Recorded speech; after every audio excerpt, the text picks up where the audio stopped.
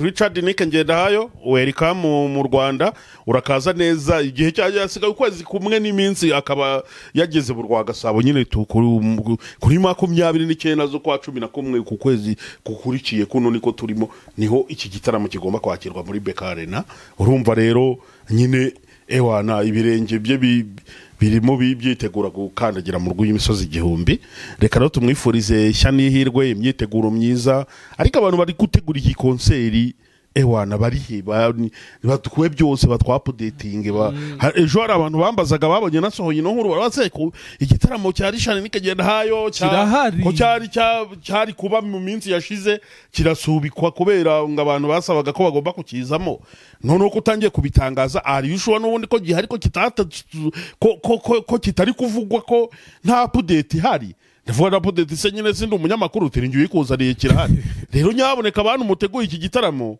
ni muze mutubwire nyine bese abantu babimenye bari kutubaza ngo kirahari noneho cyangwa nabwo kizasubikwa ariko nababwiye yuko kirahari ntabwo kizasubikwa ahubwo byinshi mu minsi mikeya cyane yabyo muraje mu bimenye kandi biraba ari ibintu bimeze neza wavugaga hari ikibazo tsigaye nibaza muri iyi minsi Bo urumva sindi mukuru cyane ariko nabwo sindi muto ariko ndabyibuka kera nyine nk'umwana mfite imyaka 5 kuri 10 gutyo kurari zararimbaga wangu abarwayi ukabona umuntu ataye imbago ukabona umuntu ufite umuga runaka arahagurutse ukabona kurari nyine ziri kuririmba ubwabyo mu materano habaye ibintu bidasanzwe ariko kwikigiye kuki tutakibona ikintu nk'icyo ese n'abantu batakizera n'ubutumwa n'abatanga message icyo kintu maze iminsi nkibazaho ndavuga ati ningira amahirwe nzakikubazaho ucyumva gute uzi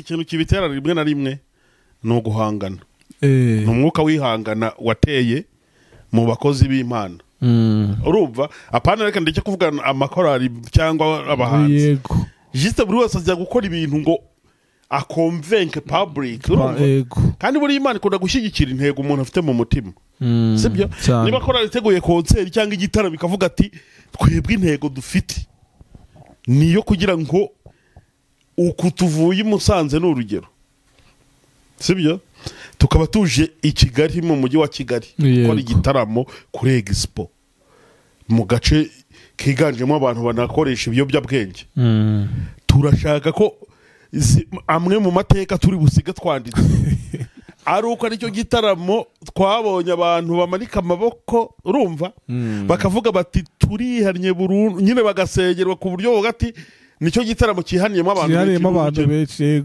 ubundi mbere y'Imana ku Mana yo atari abantu iyo niyo yaba ari success iruta izindi zose zaba zabarabaye naho ku Mana yo mu ijuru yo byine nyir'umurimo ngo kuba abantu bitabira ari benshi ngo kuba amajwi ngo yari meza cyane bikabije ngo kuba ngo byakozwe n'abantu ngo baturutse hanaha ngo kuba ngo byagenze gute no hari ijambo rivuga ngo nimwerekanije agakiza kanyu imirimo naho indirimbo n'ibitabo amasengesho n'imisaraba no kubyina n'imidiho ntitwabirusha abafarisayo bo mu miryango y'abatubanjirije cyane baje tugahiga muri ibyo byose twasanga turi abanyuma pe oya ntitwanabirusha abisi n'abo babikora imyambaro yacu nibe imirimo yo kwera no gukiranuka no guhindura abantu kuri Kristo Yesu kuko ntekereza ko igizaba ari imwe muri konseri ikomeye muzabaye mu rw'imisozi igihumbi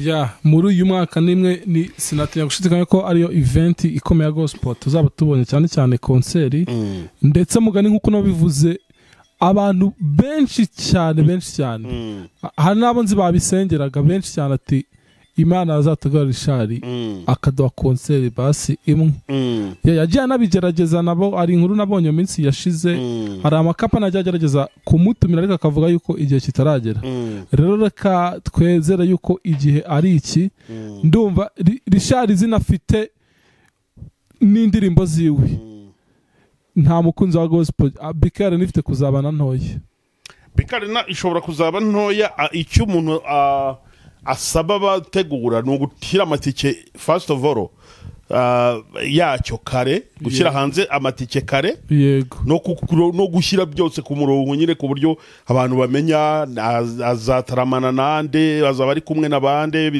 nyine ibintu byose bikaba biri ku murongo. Mu by'ukuri iyi konseri yo nta mpamvu yuko itazitabirwa, natwe tuzakomeza kugenda tuyibwira abantu mu buryo butandukanye, kandi ibintu byose bizaza bigenda neza nk'uko Richard Nick Ngendahayo ari umuntu ufite izina rikomeye, akaba afite indirimbo zikora ku mitima y'abantu, zizamura icyubahiro cy'Imana, akaba ari umuntu uzwiho guca bugufiya, akaba ari umuntu mu by'ukuri w'abantu, kandi akaba ari umuntu wari ukumbuwe mu rw'imisozi igihumbi nyuma y'imyaka 15 atataramira, akaba ahagarutse. Nta gushidikanya ko igitaramo cye kigomba kugira success kandi kikaba cyiza nk'uko tuzajya dukomeza kugenda tugira tubigarukaho cyane. Buriya Richard agira n'undi mwihariko ubona n'abahanzi bake, niwe muhanzi wa gospel wa mbere ukundwa n'ingeri zose z'abantu, abana, urubyiruko, abasaza, nyine kugira icyo kintu gisanzwe ku muhanzi. Impamvu ni ukubera karite y'indirimbo aririmba. Impamvu umuntu aza agakundwa n'urubyiruko cyane, hari ukuntu aza aririmba wenda amapiyano, urumva injyana zigize, aririmba ibintu nyine bikurura urubyiruko, iriki byose, cyangwa akaririmba indirimbo zimeze nk'akarahanyuza agakurura abakuze. Ariko Richard Nick Ngendahayo indirimbo ze ni icyubahiro cy'Imana. Birahagije ko umuntu wese wubaha Imana yo mu ijuru, cyangwa w'umukristo, habe muri Gatolika, habe muri ADPR, habe muri Anglikani, habe hehehe, habe umwana w'imyaka 5, habe urubyiruko rw'imyaka 15, habe umumama, abakecuru, abasaza n'abakecuru barengeje 60, habe ibikwerere, ku buryo umuntu wese yiyumva mu ndirimbo ya Richard Nick Ngendahayo. Yes, reka ngusuhuze kandi nkwifurize ibihe byiza wakurikiranye Iyobokamana TV aho uherereye hose, yaba bari mu Rwanda ndetse no ku yindi migabane itandukanye. Reka mbifurize amahoro Uwiteka atanga, nanabifuriza kuzagira icyumweru cyiza muri rusange, dore turi mu ntangiriro z'icyumweru. Njyewe uri kumva kuri mikoro nitwa Mugisha Simeo, tugiye kujya tubana mu biganiro bitandukanye, ariko sindi na mushya hano ku Iyobokamana, n'ubundi hano ni mu rugo, ariko ntago ndi jyenyine, ndi kumwe na Joe. Amakuru? Yohana, turashimira Imana, tumeze neza. Weekend yari imeze neza? Yari imeze neza, byagenze neza. Yari weekend y'ibitaramo, ibirori, n'ubundi buryo bwinshi. Abarwaye Imana irabakiza, Imana ihabwa icyubahiro. Ariko buriya nk'umukristo, ubundi ku mukristo weekend yagenze neza, burana weekend bimeze ute? Urabona nko ku bantu bisi cyangwa bataramenya Imana, weekend yiwe nyine yise ko yagenze neza, ni ukugenda bakabyina bagatwika muri za mvugo z'iki gihe. Ariko nko ku mukristo buriya kugira avuga ati weekend yagenze neza, biba byagenze gute? Ku mukristo kuvuga ko weekend yagenze neza, ni uko ibirangiye Imana yarinze umubiri ndetse n'ubugingo. Ni cyambere. Icya kabiri ariko weekend yagenze neza, kwa kunda bisi nyine babishimira, barasohotse, bagiye muri boîte, barabyinnye, byagenze gutya na gutya. Niko rero no ku mukristo ni wa wundi wagiye mu bitaramo bitandukanye bya gikristo byari bihari, byateguwe wenda n'amakorali atandukanye n'abahanzi mu nsengero zitandukanye. Uzi ko muri weekend usanga ariho benshi bagira amateraniro n'ibindi byinshi, afite ibintu bya gospel ya participemo cyangwa yabashije gukurikira, kandi akabasha kubikuramo nyine inyungu yo guhembuka ku mutima. Niyo weekend bayagenze neza burya ku mukristo. Okay, urakoze cyane. Ugikomoza ku bitaramo rero, nkuko turi no mu ntangiriro z'icyumweru, ariko muri weekend tuba tuvuye mu event menshi atandukanye. Kimwe mu bitaramo ejo byagenze neza cyane ni igitaramo cya Korali Shilo ibarizwa mu karere ka Musanze. Wabashije kukimenya Korali Shilo? Urayizi, usanzwe uyikurikirana? Yego, Korali Shilo ndayizi, nsanzwe nyikurikira. Ni korali nziza yiganjemo cyane urubyiruko, mu by'ukuri irimo irabikora neza cyane nyine nk'uko byari bimaze iminsi bitangazwa cyangwa byitegurwa. Yari yateguye igitaramo hano mu mujyi wa Kigali kuri hariya kuri Expo. Mu by'ukuri ni igitaramo cyagenze neza, ni igitaramo cyitabiriwe ku bwinshi, ni igitaramo no korali ya performinze neza, aho yari kumwe na Shalom Kwaya y'Inyarugenge, iri kumwe na n'umuramyi Prosper Nkomezi, iri kumwe na Ntora Worship Team, ndetse iri kumwe n'umushumba mukuru wa ADPR wabwirije ijambo ry'Imana. Mu by'ukuri cyagenze neza, ariko mu myumvire nge mfite ntabwo ngiye imigendekere yacyo cyangwa ibyo abantu babyinira bishimira ngo ari uko ngo Shiro yaririmbye neza cyane, ngo ari uko yari yambaye neza cyane, ngo ari uko ngo abantu ngo bari bakubise buzuye. Oya, nge ntabwo ari byo mvuga byoga byonyine bigize imigendekere myiza ya konseri. Ahubwo abantu isomo ririmo rikomeye, abantu amakorari cyangwa n'abandi bantu mu buryo butandukanye bakwiye kwirinda cyane guta intego y'ivuga butumwa. Kuko hari abantu nk'ubu basiga ukajya kubona abantu nta bindi bari kuvuga, korari yatwemeje mbega ubwitabi. Aho kuki ikintu abantu bagombye gushyira imbere gikomeye kiruta ibindi ni ukumenya ngo Imana yungutse abantu bangahe bakishijwe muri iki gitaramo. Juste yo success ya mbere y'umuntu wateguye igitaramo cya ntabwo mvuga Shiro kwa yonyine, kandi ntabwo ndi kuvuga ko batanihanye, urumva, ariko ntabwo ikintu gikomeye cyane muri success za concert cyangwa z'igitaramo ngo ari uko ngo abantu bari bakubise buzuye, ngo ari uko ngo korali yaririmbye neza bikomeye, ngo ari uko ngo performance reka imidiho yabaye myinshi no gusimbagurika no kubyina. Ibyo yabirabira no, ntabwo ari cyo kigize keyword y'igitaramo cyo kuramya no guhibaza Imana. Oya, buriya John natangare Bibiliya. Uzi ko ugiye muri Bibiliya ugasoma hari ijambo rivuga ngo mu ijuru ngo iyo umunyabyaha umwe yihannye ngo mu ijuru impundu ziravuga. Uzi ko ujya ugasoma twakoze ubukwe, twakoze ibindi birori, mu ijuru ntabwo bajya bikomera amashyi, ariko ngo umunyabyaha umwe gusa wakira agakiza, nicyo kintu cyonyine gikangaranye ijuru rikavuga ati twungutse ibyishimo. Tukiri kuri icyo kintu rero wavugaga, hari ikibazo nsigaye nibaza muri iyi minsi. Urumva sindi mukuru cyane, ariko nabwo sindi muto, ariko ndabyibuka kera nyiri nk'umwana mfite imyaka 5 kuri 10 gutyo, korali zararimbaga wangu abarwayi, ukabona umuntu ataye imbago, ukabona umuntu ufite ubumuga runaka arahagurutse, ukabona korali nyine ziri kuririmba ubwabyo mu materaniro habaye ibintu bidasanzwe. Ariko kwikigiye kuki tutakibona ikintu nk'icyo? Ese n'abantu batakizera, ni ubutumwa, n'abatanga message. Icyo kintu maze iminsi nkibazaho, ndavuga ati ningira amahirwe nzakikubazaho. Ucyumva gute? Uzi ikintu kibitera rimwe na rimwe ni uguhangana, ni umwuka wihangana wateye mu bakozi b'Imana. Urumva, apana reka ndeke kuvuga amakorari cyangwa abahanzi, juste buri wese ajya gukora ibintu ngo akonvenke public, kandi buri Imana ikunda gushyigikira intego umuntu afite mu mutima, sibyo? Niba korari iteguye concert cyangwa igitaramo bikavuga ati twebwe intego dufite niyo kugira ngo uku tuvuye Musanze n'urugero, sibyo, tukaba tuje i Kigali mu mujyi wa Kigali gukora igitaramo kuri Expo mu gace kiganjemo abantu banakoresha ibiyobyabwenge. Turashaka ko amwe mu mateka turi busiga twanditse ari uko aricyo gitaramo twabonye abantu bamanika amaboko, urumva, bakavuga bati turihannye burundu, nyine bagasengerwa ku buryo bugati nicyo gitaramo kihaniyemo abantu benshi. Ubundi mbere y'Imana, ku Mana yo atari abantu, iyo niyo yaba ari success iruta izindi zose zaba zabarabaye.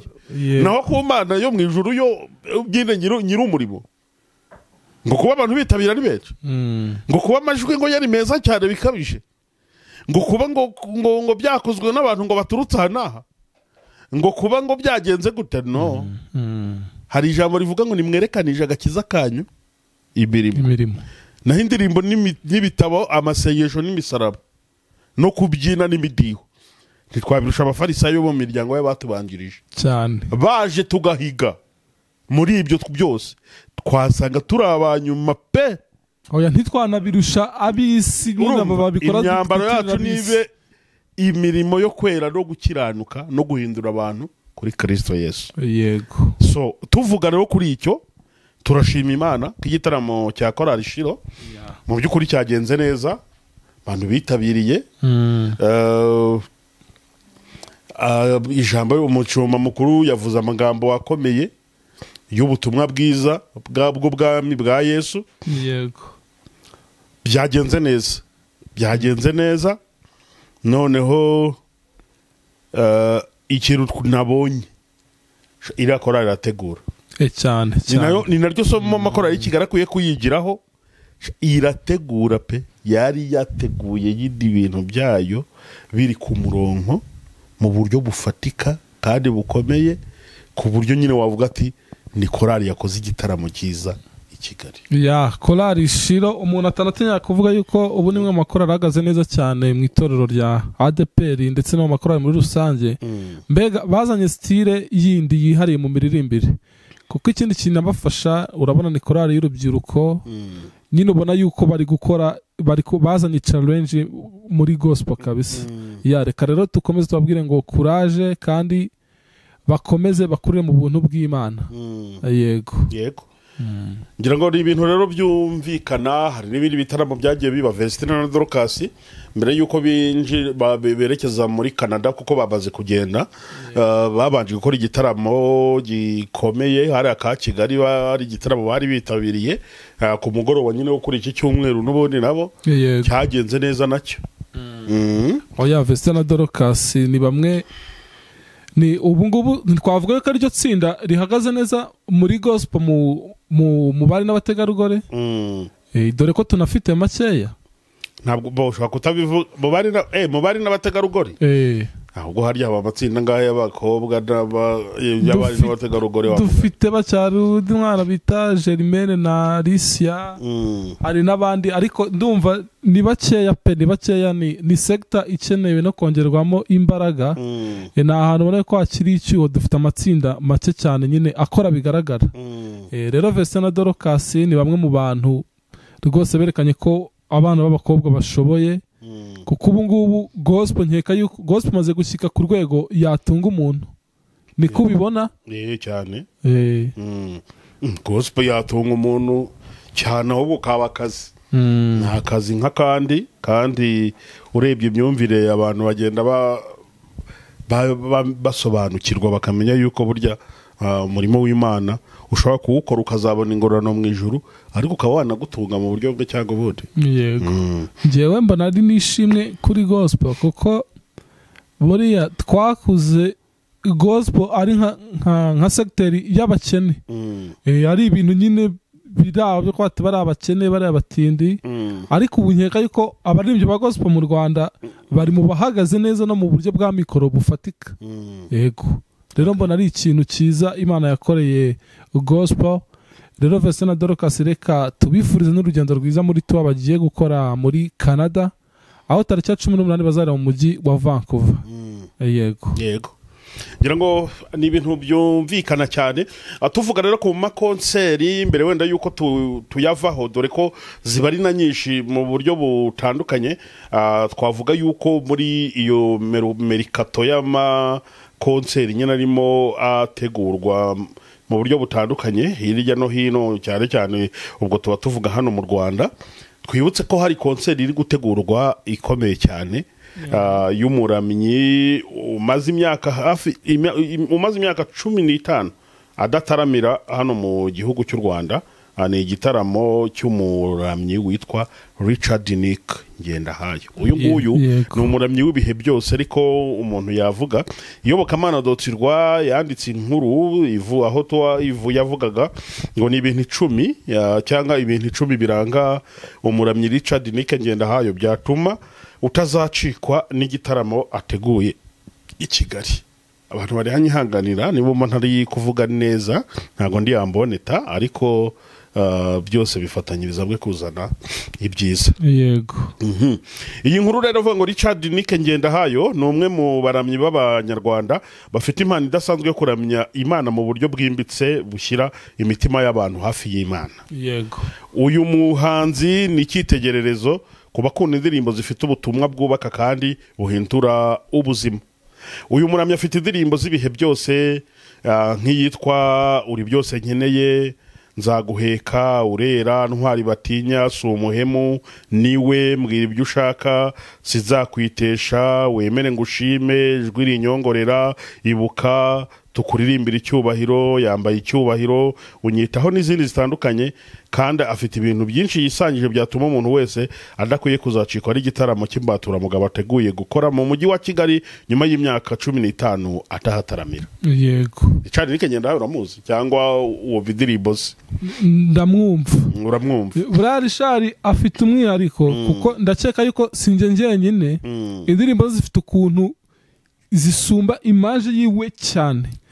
Hari abantu benshi barana Richard Nick Ngendahayo mu muhanda ntibamumenye cyane, ariko n'ubundi nibyo byagombye kuba buri gihe yo kandi ari nako Imana ibishaka. Ubu ni Imana ibishaka yuko nukora ikintu kiyihesha icyubahiro. Yego. Wowe wagombye kwemera ni bya bintu no kwemera kuba umugaragu w'imbura mu maro, reka bariko tubivuga. Juste wagombye guca voilà.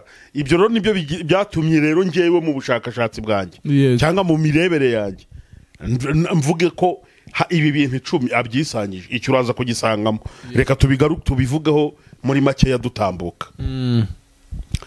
Mbere y'iki gitaramo gikomeye ateganya gukorera i Kigali, dore ibintu 10 biranga uyu muramyi kandi bituma abantu benshi bamukunda. Yego. Icyambere, ubusabane bukomeye n'Imana. Richard Nick Ngendahayo azwi nk'umuntu usenga cyane kandi uharanira kugira ubuzima bwo kwegera Imana kurusha kwiyerekana imbere y'abantu. Indirimbo zo zishingiye ku gusenga no gutekereza ku bwiza bw'Imana. Nk'iki ni ikintu umuntu wese ukurikira Richard Nick Ngendahayo gifite ukuntu gifite ishami kuri icyo kintu wari utagiye uvuga utaranabisoma. Richard Nick iyo wumvishe inganzo ya Richard Nick Ngendahayo wumva yuko ari indirimbo z'ubutumwa. Sinzi niba uri kubyumva. Richard buri afite ukuntu avuga Yesu. Urabona iyo umuntu ari muri copinage ari mu rukundo dutaka abasheri ishu wagize utya wambereye iki nyine Richard afite ukuntu avuga Yesu nkaho ari umuntu babana bya hafi cyane kabisa ku buryo indirimbo yo ufite nako ukavuga se ni umutoma ari gutera umukobwa. Nyine afite ukuntu icyo kintu akizi cyane yakundishije abantu Yesu. Richard afite ibintu byinshi ngiye mbona n'icumi birenga nyine bishobora kurenga n'ubundi umuntu yafasha bikeya muri byinshi. Icya kabiri ni ubutumwa bufasha imitima gukira. Indirimbo ze zigaragaza uburyo ubutumwa bwe buhita bugera ku mutima bukarema icyizere no gukomeza abababaye. Sibyo? Cyo ni ikintu cya kabiri. Icya gatatu Richard Nick Ngendahayo afite impano yo gutanga inyigisho zikomeye binyuze mu ndirimbo. Richard Nick Ngendahayo si umuramyi gusa ahubwo ni umwigisha w'ijambo ry'Imana akoresheje injyana n'amagambo yuje ubuhanga. Ibi bituma indirimbo ze zitaba umuziki gusa ahubwo zikaba inyigisho zubaka. Iki narabeshye yuko manta nyine wumva mvuga ati iki ntabwo ari cyo. Icyo ni ikijana ku ijana. Yego. Icya kane, umwete wo guteza imbere urubyiruko. Richard Nick akunze gukora ibikorwa bigamije gufasha urubyiruko kumenya impano zabo no kuzibyaza umusaruro mu murimo w'Imana. Icya gatanu, indirimbo ze zivuga ku Mana kuruta kuvuga abantu. Cyane. Irumva? Cyane. Iki cyo kiradakomeye. Icyo ni nawo mwihariko w'indirimbo ziwe. Yego. Ahari zimwe mu ndirimbo zitwa izo kuramya no guhimbaza Imana ariko wazumva ukumva nta cyubahiro cy'Imana kizirimo ahubwo zikaba zigwije incyuro kurema inzangano n'amatiku mu bantu. Nyamara kwa Richard Nick Ngendahayo iyo wumvisha indirimbo ze zose wumva koko zigamije guha Imana icyubahiro no guhindura abantu kuri Kristo Yesu. Cyane rwose. Iki kintu nta ndirimbo nimwe ya Richard wakumva oya ngo wumva ari kuvuga umuntu. oya ni ugusingiza Imana na Kristo Erega uzi ko ari indirimbo zitwa ngo ni izo kuramya no guhimbaza Imana ariko ukagira ngo ni indirimbo zo kuramya abantu. Sipe cyangwa gucyurira abantu cyangwa guteranya abantu. yego Richard Nike rero w'indirimbo zose zigaruka ku Mana, oya zigaruka ku cyubahiro cy'Imana, zigaruka nyine ku mbese ewana ni indirimbo zivuga ku Mana nyine kuruta kuvuga iki ku bantu. Icya gatandatu ni ukwicisha bugufi no guharanira ko izina ry'Imana rishyirwa hejuru. Iki ngiki ni cya kindi wakomojeho. Nubwo afite izina rikomeye mu ndirimbo zo kuramya no guhimbaza Imana, Richard Nike Ngendahayo azwi nk'umuntu wicisha bugufi, utajya yishinga ibigwi, ahubwo uhora haranira ko ibyo akoze byose Imana igomba kubibonera mu icyubahiro cyayo. Ni bya bindi nyine wari uvuze. Harya rukavuze ngo indirimbo ze ziruta imaje yiwe nyine isura ye. Yego.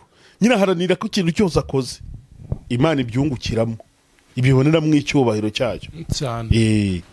Icya karindwi ni uburyo butangaje bwo gutunganya indirimbo. Indirimbo ze zitegurwa ku rwego rwo hejuru mu majwi, amagambo no mu buryo bwo kuzishyira hanze bigatuma zikundwa no hanze y'u Rwanda. Ibyo turabizi, abafite production nziza, afite indirimbo zanditse neza ku buryo nyine azishyira hanze uzikamamara ahantu hose. Icya munani ni uguharanira ubumwe mu baramyi. Richard Nike ashyigikira cyane ibikorwa bihuriza hamwe abaramyi batandukanye kuko yizera ko ubumwe mu baramyi ari bwo bushyira imbaraga mu murimo w'Imana. Icya cyenda ni ukuba intangarugero mu mico no mu myifatire. Abamuzi bamuvuga nk'umuntu wicisha bugufi, wubaha abantu bose kandi ufite ubuzima bugaragaza indangagaciro z'umukristo nyakuri. Ni abazi Richard Nike Ngendahayo cyangwa bamwegereye. Icya 10 ni igitaramo nyine gikomeye ari gutegura i Kigali. Yego. Uyu mwaka wa 2025 Richard Nike Ngendahayo arateganya igitaramo gikomeye i Kigali, aho azahuriza hamwe abaramyi n'abakunzi b'indirimbo zo kuramya no guhimbaza Imana mu rwego rwo guhisha Imana icyubahiro no gukomeza guhamya urukundo rwayo. Iki gitaramo cyiswe Niwe Healing Concert kizaba kuwa 29 z'Ugushyingo cyangwa ukwezi kwa 11 muri uyu mwaka 2025. Azaba nyine ari ku cyumweru kuva ku isaha ya saa 12 kugeza saa 4 z'ijoro. Kikazabera mu nyubako ya BK Arena imaze kwamamara mu kwakira ibitaramo bikomeye. Dusoza iyi nkuru twavuze ku bijyanye nabo bazafatikanya ndetse n'ibiciro byo kwinjira muri iki gitaramo cya Richard Nike Ngendahayo, tuzabigarukaho nyine mu nkuru zacu uzikurikira. Richard y'igitaramo kandi abantu bakwiye gutangira kumenya no kwitegura, kuko ntekereza ko igizaba ari imwe muri konseri ikomeye muzabaye mu rw'imisozi igihumbi. Muri uyu mwaka nimwe ni sinatinya gushidikanya ko ariyo event ikomeye gospel tuzaba tubonye cyane cyane konseri. Ndetse mugani nkuko nabivuze abantu benshi cyane hari nabo nzi babisengeraga benshi cyane ati Imana azatugara Richard akaduha konseri basi imwe. Yagiye anabigerageza nabo, ari inkuru nabonye minsi yashize, hari amakapa najya agerageza kumutumira ariko akavuga yuko igihe kitaragera. Rero reka twezera yuko igihe ari iki. Ndumva Richard zinafite n'indirimbo ziwe, nta mukunzi wa gospel BK Arena ifite kuzabana ntoya. BK Arena ishobora kuzaba ntoya. Icyo umuntu asaba bategura ni ugushyira amatike first of all yacyo kare, gushyira hanze amatike kare. Yego. No gushyira byose ku murongo nyine ku buryo abantu bamenya azataramana nande, azaba ari kumwe n'abande, nyine ibintu byose bikaba biri ku murongo. Mu by'ukuri iyi konseri yo nta mpamvu yuko itazitabirwa. Natwe tuzakomeza kugenda tuyibwira abantu mu buryo butandukanye, kandi ibintu byose bizaza bigenda neza nk'uko Richard Nike Ngendahayo ari umuntu ufite izina rikomeye, akaba afite indirimbo zikora ku mitima y'abantu zizamura icyubahiro cy'Imana. Akaba ari umuntu uzwiho guca bugufiya, akaba ari umuntu mu by'ukuri w'abantu kandi akaba ari umuntu wari ukumbuwe mu rw'imisozi igihumbi nyuma y'imyaka 15 atataramira akaba ahagarutse nta gushidikanya ko igitaramo cye kigomba kugira success kandi kikaba cyiza nk'uko tuzajya dukomeza kugenda tugira ute tubigarukaho cyane. Buriya Richard agira n'undi mwihariko ubona n'abahanzi bake niwe muhanzi wa gospel wa mbere ukundwa n'ingeri zose z'abantu, abana, urubyiruko, abasaza, nyine kugira icyo kintu gisanzwe ku muhanzi. Impamvu ni ukubera karite y'indirimbo aririmba.